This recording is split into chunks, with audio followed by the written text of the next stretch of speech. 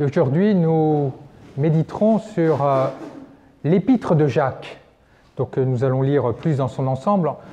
Et la question, c'est quelle attitude spirituelle dans les épreuves, dans l'Église ou dans notre vie spirituelle? Quelle attitude spirituelle adopter? Donc l'épître de Jacques, vous savez, n'était pas spécialement aimée par Luther. En tout cas, elle est vraiment passionnante. Elle puise son inspiration d'abord chez les sages d'Israël, comment vivre en harmonie avec soi, avec les autres, avec Dieu. Elle puise aussi son enseignement chez les prophètes, notamment Amos dans sa défense de la justice sociale, et aussi, bien sûr, l'enseignement du Christ et sa pratique concrète. Donc, Jacques vient d'écrire une diatribe, une diatribe contre les riches, qu'aucun pasteur, je pense, n'oserait lire pendant le culte. Et voilà comment il continue. Frères, en attendant la venue du Seigneur, prenez patience. Voyez le cultivateur. Il attend les fruits précieux de la terre avec patience, jusqu'à ce qu'il ait fait la récolte précoce et la récolte tardive. Prenez patience, vous aussi. Tenez ferme, car la venue du Seigneur est proche. Frères, ne gémissez pas les uns contre les autres, ainsi vous ne serez pas jugés. Voyez, le juge est à notre porte. Frères, prenez pour modèle d'endurance et de patience les prophètes qui ont parlé au nom du Seigneur. Voyez, proclamons heureux ceux qui tiennent bon. Vous avez entendu dire comment Job a tenu bon, et vous avez vu ce qu'à la fin le Seigneur a fait pour lui, car le Seigneur est tendre et miséricordieux.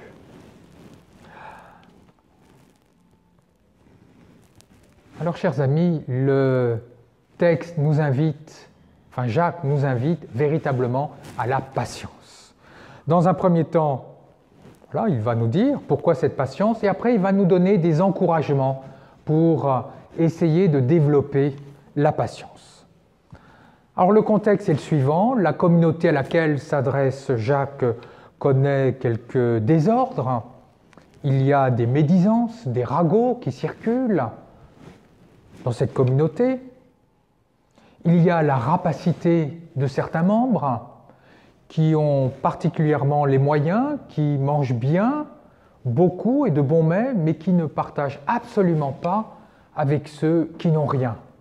Et puis il y a dans cette communauté de riches chrétiens, propriétaires, qui exploitent leurs ouvriers.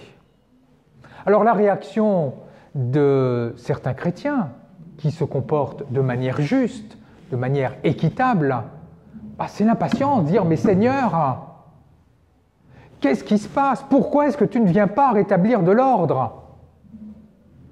Et puis d'autres qui disent de toute façon, comme le Seigneur ne va pas venir tout de suite, c'est nous-mêmes, de manière un peu musclée, qui allons rétablir de l'ordre et puis corriger ceux qui ne se comportent pas de façon tout à fait juste. Mes chers amis, nous pouvons, nous aussi, être gagnés par la même impatience. Quand nous voyons dans l'Église universelle les scandales qui y sévissent, et quand nous pouvons voir aussi dans notre Église, l'Église protestante unie, des choses qui peuvent nous déplaire, nous pouvons aussi être gagnés par la patience, à dire à Dieu « Mais qu'est-ce que tu fais là ?» Avoir envie de taper du poing sur la table ou même de claquer la porte. Quand nous traversons des épreuves dans notre vie spirituelle, nous faisons tout ce qui est en notre pouvoir pour mener une vie droite. Et puis nous avons des proches malades. Et puis nous avons des proches qui décèdent d'âge tout à fait prématuré, si toutefois il y a un âge, pas prématuré pour décéder. Et quand, pour celles et ceux d'entre nous qui prions régulièrement, qui méditons régulièrement, nous sommes assaillis par les pensées, parfois peu avouables, nous pouvons être frappés d'impatience. Et là, quelle est la réponse de Jacques à la communauté à laquelle il s'adresse, et à nous aussi? C'est prenez patience. Et le mot est vraiment très intéressant, c'est makrotumias, c'est-à-dire avoir le souffle long. C'est ça, être patient, c'est avoir le souffle long. Quand on est impatient, quand on est en colère, le souffle il est rapide, saccadé, irrégulier, court. Et par contre, quand nous sommes patients, détendus, notre souffle est régulier, profond, long. C'est ce à quoi nous invite Jacques. Garder la patience. Et garder la patience, ce n'est pas simplement une question, voilà, il faut être gentil, c'est avec son prochain. Non, c'est pas que ça. Ce n'est pas qu'une question de santé, même si on sait que la patience, évidemment, est meilleure pour la santé que l'impatience. Non, c'est une véritable question spirituelle, une véritable posture spirituelle. Dans le texte que nous avons lu de l'Exode, dans l'Exode, tout à l'heure, j'ai les paroles de grâce que j'ai prononcées, de l'Exode. Quand il est dit que le Seigneur est lent à la colère, et bien dans la traduction grecque, le mot c'est le Seigneur a le souffle long, makrotumos. C'est-à-dire quand nous faisons preuve de patience, nous sommes comme Dieu, nous imitons Dieu, nous développons une attitude spirituelle qui est celle de Dieu. En fait, voilà, nous développons en nous les qualités divines. Jacques invite aussi à la persévérance, c'est très intéressant. Il dit « soyez persévérants ». Et le mot, en grec, il est très, très parlant, c'est « upomeino ». Upomeino, c'est se tenir derrière. Voilà, quand il y a des épreuves, on dit, ou alors quand nous sommes assaillis par les émotions négatives, par toutes sortes de pensées négatives, tiens-toi en dehors, prends de la distance, tiens-toi derrière. Mes chers amis, la question est la suivante. Comment, concrètement, quelle stratégie nous mettons en place pour développer ce souffle long, pour développer cette patience, pour développer cette prise de distance par rapport aux événements et par rapport aux émotions négatives? Bien sûr, il y a des tas de stratégies. La méditation, par exemple, en est une. Nous avons chacun nos stratégies. Mais il est vraiment important de mettre en place tout ce qui est en notre pouvoir pour développer cette patience et cette prise de distance, qui est une attitude spirituelle de celui et de celle qui attend le Seigneur. Face donc aux épreuves, dans l'Église, dans nos vies spirituelles, donc Jacques invite à la patience. Mais il nous encourage pour ça.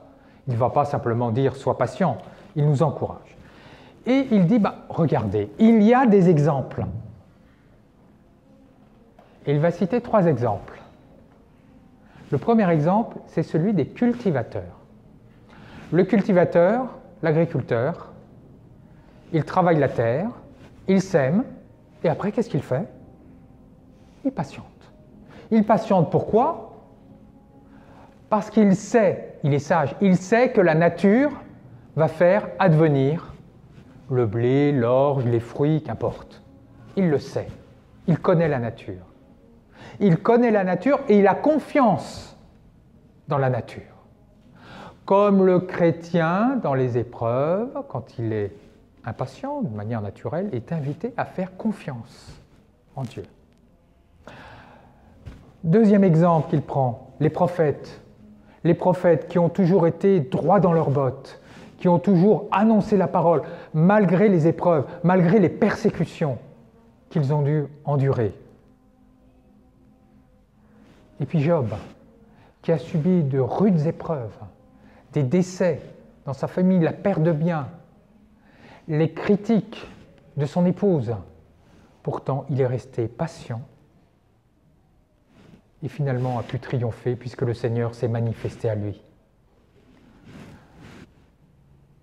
Peut-être que ces trois exemples d'agriculteurs, de prophètes, de Job nous semblent lointains, nous qui habitons dans une société urbaine, qui ne connaissons pas forcément très bien les prophètes.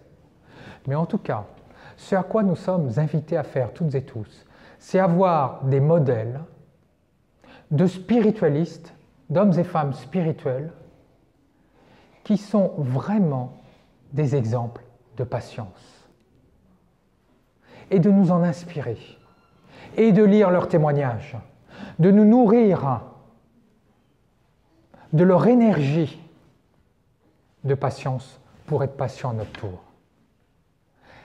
C'est vraiment la question que je vous renverrai. Quels sont ces hommes et ces femmes qui nous inspirent et qui, par leurs écrits, peuvent nourrir notre patience? Gardons le contact avec ces témoins de la patience.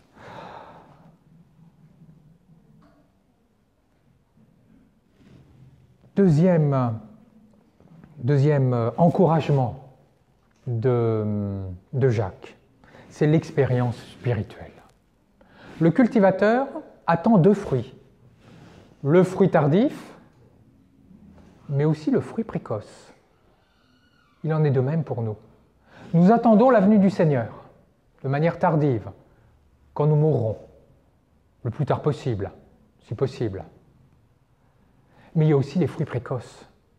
La rencontre du Seigneur, la venue du Seigneur, ce n'est pas seulement pour après notre mort. C'est de manière précoce, ici et maintenant. Mes chers amis, est-ce qu'il ne vous est pas arrivé, à certains moments, quand en église, ou même dans des moments très forts avec des personnes que vous aimiez, des moments tellement intenses, que vous vous êtes dit après coup, oui, vraiment, le Seigneur était présent, il était là. Est-ce qu'il ne vous est pas arrivé, à certaines et certains, pendant que vous priez, pendant que vous méditiez, que le temps se suspendait, que les couleurs étaient plus vives, que les sons étaient plus clairs, et qu'après coup vous vous êtes dit, oui, vraiment, le Seigneur était présent. Le Seigneur est présent. Il est présent parce qu'il n'est pas lointain. On nous dit la venue du Seigneur est proche. Proche, en grec, engus, veut dire proche géographiquement, si j'ose dire, et proche dans le temps. Comme quand nous attendons un ami ou une amie à la gare. Plus le temps avance, plus nous savons que notre ami va venir. Et quand notre ami est sur le quai, plus il s'avance, plus il est proche de nous physiquement. Eh bien, c'est exactement ça. Le Seigneur est proche, proche dans le temps, proche dans l'espace. Il est le plus intime à nous que nous le sommes nous-mêmes, nous dit saint Augustin. Deux encouragements que nous donne Jacques pour la patience. Prendre des exemples inspirants et expérimenter ici et maintenant la venue du Seigneur. Alors pour conclure, il y aurait eu bien d'autres choses à dire. Je n'ai pas développé le non-jugement. J'avais prévu de le faire, mais cela dans 3 ans peut-être. En tout cas, retenons 2 idées.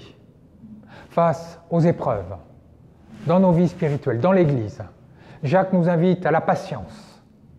Et pour cela, il nous encourage à nous inspirer d'exemples de spiritualistes et aussi à expérimenter Dieu ici et maintenant. Amen.